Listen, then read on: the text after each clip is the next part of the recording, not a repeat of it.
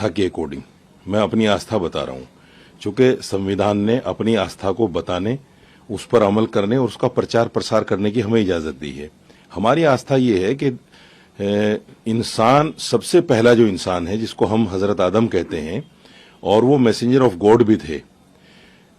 जब अखंड भारत था, श्रीलंका, इराक, ईरान सब एक ही था, तो वो हिंदुस्तान में आए, यानी श्रीलंका में आए, और वो मैसेंजर ऑफ गॉड थे, हजरत आदम जिसको हम कहते हैं, और कुरान में कई जगह उसका जिक्र है हजरत आदम का।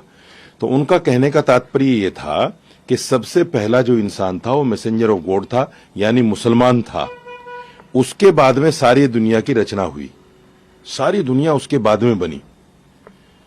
मतलब यह है कि सबसे पहला इंसान दुनिया में कौन आया? हजरत आदम। उसके बाद में सबकी रचना हुई, यानी हजरत आदम भी अल्लाह को ही मानते थे।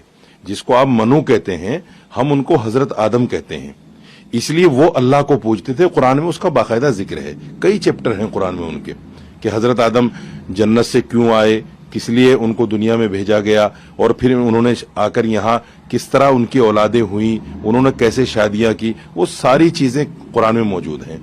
तो उनका कहने का मकसद ये था कि हजरत आदम अलैहिस्सलाम भी अल्लाह को पूजते थे, क्योंकि वो सबसे पहले इंसान थे।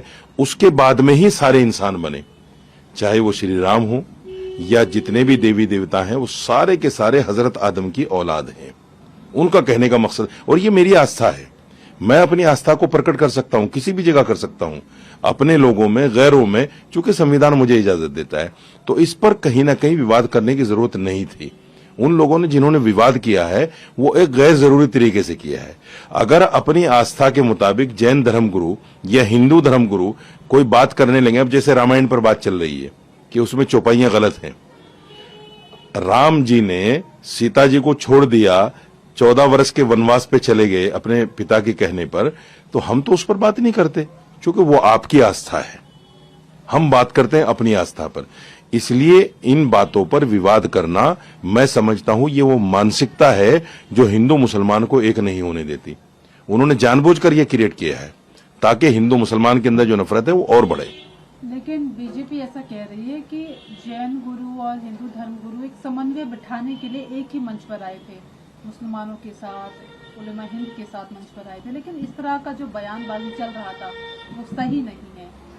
देखिए, मैं जैन धर्मगुरु जो हैं, जो लोकेश नाम है जिनका, मेरे साथ हैं व्हाट्सएप पर, रोजाना करीब दूसरे तीसरे दिन बात हो जाती है।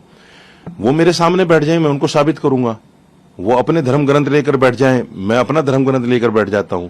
अगर वो इस बात को साबित कर दें कि सबसे पहला जो इंसान दुनिया में आया वो हिंदू था या जैन था, तो मैं मान जाऊंगा उस बात को।